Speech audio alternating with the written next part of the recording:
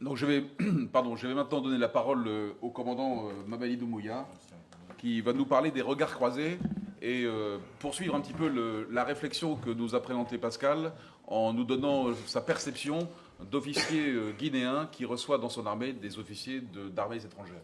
Bonjour à toutes et à tous. Je suis le commandant Mamadi Doumbouya de la République de Guinée. Je suis devant vous ce matin pour témoigner en fait de la perception des officiers français et étrangers servant dans nos pays africains. Donc la Guinée est un pays indépendant depuis 1958. C'est un pays c'était le premier pays à dire non à la communauté. On est à peu près 12 millions d'habitants. Donc l'armée guinéenne, c'est une petite armée qui fait à peu près 19 000 hommes, terre, mer, air confondus.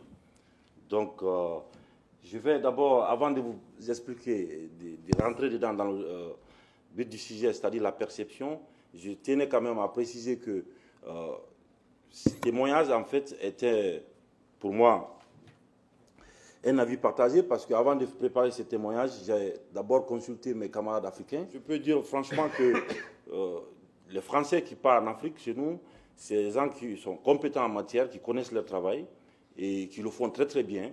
Là-dessus, là, on n'a rien à dire là-dessus.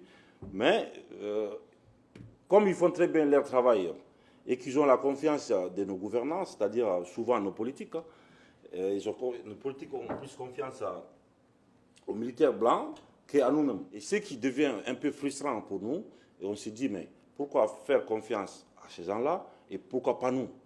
Donc, quand je discutais avec mes collègues de la 25e promotion, souvent ça sortait un peu sur nos débats. Par exemple, moi en Guinée, l'année dernière, je demandais les munitions pour faire des tirs. Mais les munitions, je ne les ai jamais eues. Parce que pourquoi je vais les avoir les munitions? Parce que si je pense les munitions, selon les politiques, je suis capable de faire un coup d'État. Mais, donc, dans ce cas, on ne me donne pas les munitions. Mais le petit blanc qui vient du Sénégal, qui, pour faire une formation, a tout ce qu'il veut. On le donne tout ce qu'il demande, parce que déjà, il ne viendra pas sans que ses moyens soient sur place.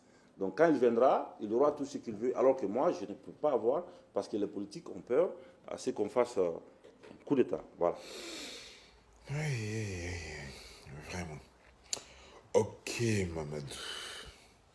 Après avoir fini de parler, les autorités guinéennes ont sciencé. Quelques mois plus tard, on vous a fourni des cartouches. Qu'avez-vous fait, finalement? Qu'est-ce que vous avez fait de ces cartouches? Ce dimanche, le colonel Mamadi Doumbouya, chef du groupement des forces spéciales, affirme dans cette vidéo diffusée uniquement sur les réseaux sociaux détenir Alpha Condé et suspendre la Constitution. Quelques heures plus tard, Mamadi Doumbouya confirme ses propos au micro de France 24 à Conakry. Le président est avec nous, il est dans un lieu sûr, il n'y a aucun problème, il a déjà vu un médecin, il n'y a pas de souci. Nos éléments tiennent la présidence, on tient tout Conakry et on est avec toutes les forces de défense et de sécurité pour enfin mettre fin au mal guinéen.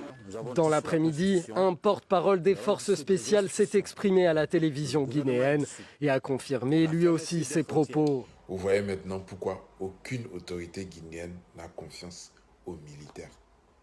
Vous avez besoin d'une vraie réforme au sein de votre armée. Une vraie restructuration profonde de votre armée. Moi-même, je prends mon vol tout de suite là, je m'en vais à Guinée. Je peux faire un coup d'État, c'est clair. Puis ça va faire le même effet. Les Guinéens seront contents. Ou bien... Nous sommes très très contents. Par rapport à ce qu'on a entendu, ce qu'on a vu. Les frontières terrestres et aériennes sont fermées et un couvre-feu a été instauré sur l'ensemble du territoire jusqu'à nouvel ordre. Rendez-vous est donné à 11h, heure locale, au ministre sortant pour évoquer l'avenir du pays. D'après les putschistes, toute absence à cette réunion sera considérée comme un acte de rébellion.